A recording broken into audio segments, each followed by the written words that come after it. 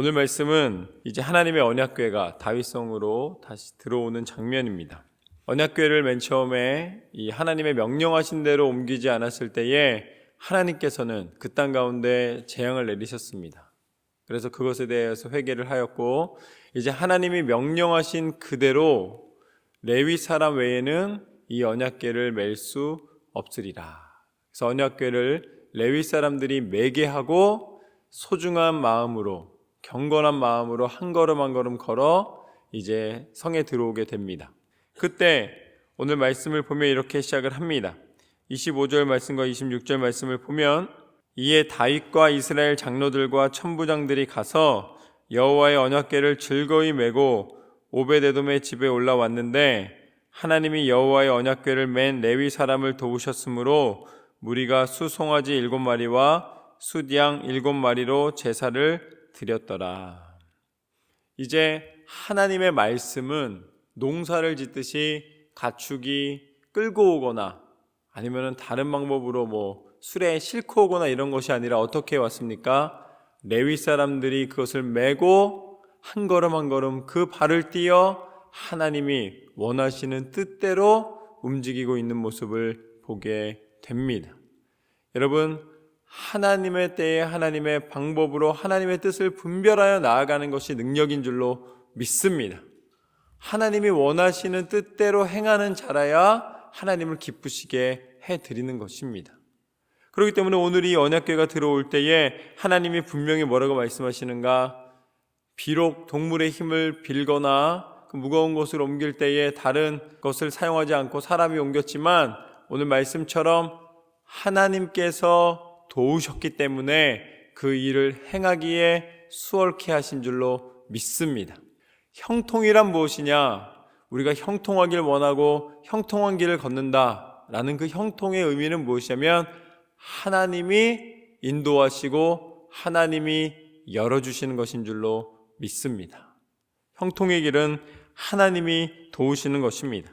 그래서 오늘 그 언약궤를 맨 레위 사람들을 도우심으로 말미암아 그 무리가 기뻐하고 하나님 앞에 제사를 드리며, 풍성하게 제사를 드리며 하나님을 높여드리는 장면을 보게 됩니다. 그런데 그 다음 장면에 보면 이렇게 나와 있습니다. 27절과 28절 말씀을 보면은, 다윗 및 궤를 맨 레위 사람과 노래하는 자와 그의 우두머리 그나냐와 모든 노래하는 자도 다 세마포 겉옷을 입었으며, 다윗은 또 배 에봇을 입었고, 이스라엘 무리는 크게 부르며 뿔 나팔과 나팔을 불며 재김을 치며 비파와 수금을 힘있게 타며 여호와의 언약궤를 메어 올렸더라.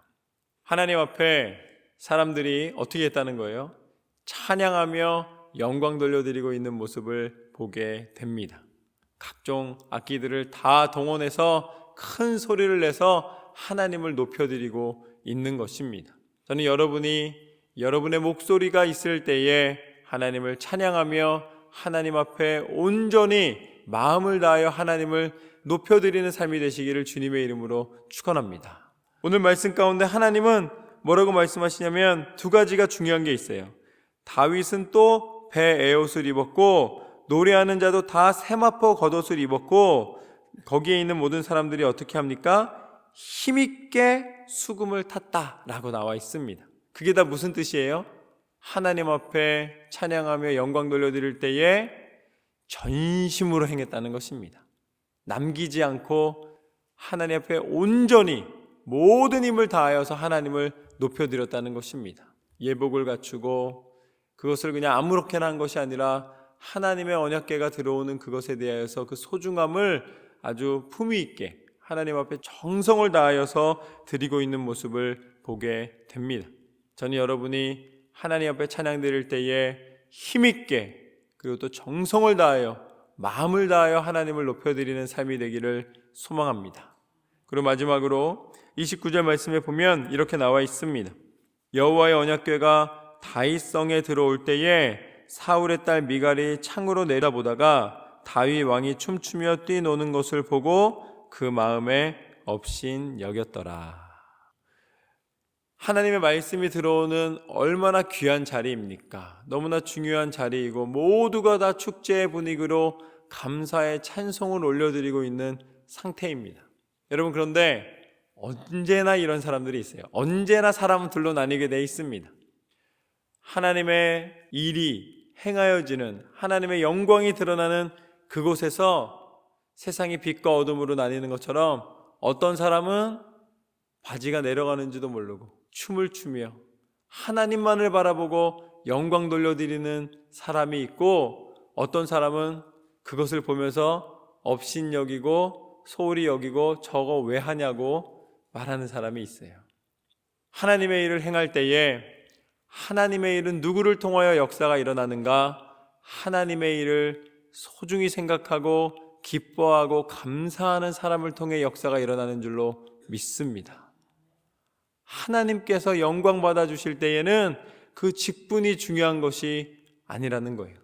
직분이 중요한 것이 아니라는 것은, 다윗은 왕이었지만 하나님 앞에서는 온전한 찬양하는, 정말 하나님을 높여드리는 찬양가가 되어서 하나님 앞에 온전히 춤추며 찬양하는 모습을 보이고 있습니다. 그런데 그 아내였던 미갈은 오히려 그것을 업신여기며 소홀히 여기고 있으니, 이것이 바로 자기가 가지고 있는 위치와 명예와 그 어떤 능력으로 하나님을 높여드리는 것이 아니라 그 중심 가운데 얼마나 하나님을 사랑하는 순수한 마음이 있느냐를 하나님은 보시는 것입니다.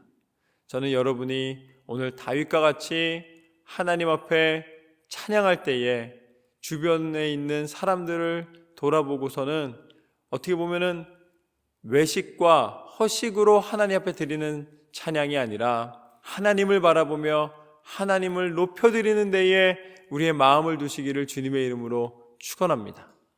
근데 이게 가능한 유일한 방법이 있어요. 유일한 방법. 저도 체험을 했는데, 제가 중학교 때 아주 소심한 성격이었습니다. 어느 정도로 소심하냐면 누구 앞에 이렇게 서는 거 별로 좋아하지 않았어요.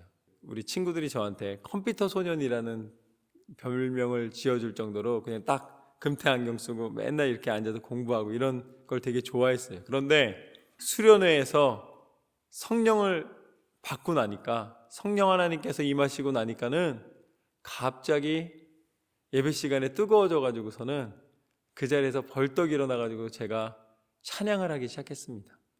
막 박수를 치면서 찬양을 했어요. 그런데 어떤 찬양을 했냐면, 그때 어느 장면에서 제가 갑자기 그냥 확 일어났냐면, 이 찬양하시는 분이, 혹시 이 찬양 아세요? 원수를 밟아 이겨 승리를 외치며 찬양하세 그리스도 나의 왕 할 때 제가 정말 왜 그랬는지 모르겠어요. 막 박수 치면서 찬양하다가, 그리스도 나의 왕, 예수님이 나의 왕이시기 때문에 이제는 내가 어둠이나 사단의 권세를 물리쳐 이길 수 있구나 라는 마음이 드니까 갑자기 용사가 된 마음이 들었어요. 그래가지고선 벌떡 일어나가지고 제가 갑자기 막 일어나서 찬양을 하면서 박수를 치기 시작했습니다. 주변에서 다 놀랐어요.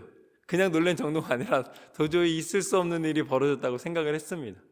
그래서 저는 그때를 기억하면서 성령 하나님께서 일으켜 세우셨다. 그 다음번부터 제가 찬양을 하는데 너무 자신감이 생기고 어디서든지 무슨 발표를 하든지 뭘 하든지 할 수 있게 된 거예요.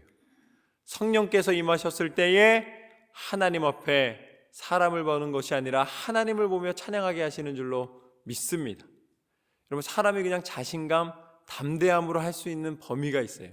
그런데 믿음의 사람은 성령께서 인도하시는 대로 그 순종하며 나아가는 사람인 줄로 믿습니다.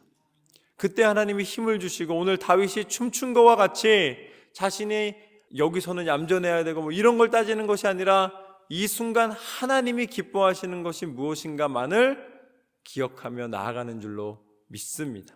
그것이 바로 예수님의 십자가입니다. 예수님의 십자가는 침울하고 슬프고 어두워지는 그런 것이 아니에요. 예수님의 십자가는 무엇인가? 진정한 용기인 줄로 믿습니다. 예수님의 십자가는 무엇인가? 담대함인 줄로 믿습니다. 예수님의 십자가는 무엇인가? 진짜 능력인 줄로 믿습니다. 사람들이 손가락질하는 거 개의치 않으셨어요. 사람들이 평가하는 거 그것 때문에 흔들리지 않으셨어요. 예수님은 단 한 가지만 생각했습니다. 하나님이 원하시는 길이라면 나를 이렇게 인도하옵소서. 그래서 마지막 순간까지 하나님이 뜻하시는 바를 순종하신 줄로 믿습니다. 그래서 그 십자가를 통하여 완전한 순종과 완전한 용기와 완전한 능력이 무엇인지를 증거해 주신 줄로 믿습니다. 그렇다면 우리는 어떠한 길을 걸어가야 하는가? 용기 있는 길을 걸어가시기를 주님의 이름으로 축원합니다. 고난의 길이라도 십자가의 길에 생명이 있음을 믿고 하나님이 뜻하시는 바를 마지막 순간까지 목숨이 다하기까지 예수님을 닮은 모습으로 순종하는 저와 여러분의 삶이 되시기를 주님의 이름으로 축복합니다. 그곳에 부활과 생명과 능력의 하나님의 인도하심이 있는 줄로 믿습니다. 끝까지 믿음으로 승리하시는 저와 여러분의 삶이 되시기를 주님의 이름으로 축원합니다.